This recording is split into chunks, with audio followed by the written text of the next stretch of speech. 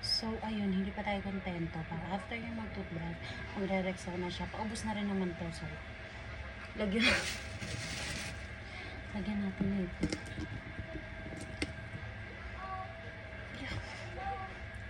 Si Boy ay bawang. Shit. Dapat nga CD kasi baka sobrang magalit mo siya. Gusto ko yun.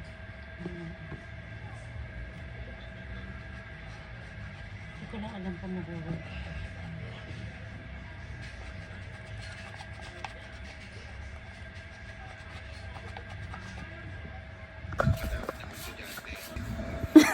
Yun. Bakit? Aday na vlog. Ang bawal na ubad dyan. Mabango ba? Alin? Yan. Ang baho, mahal!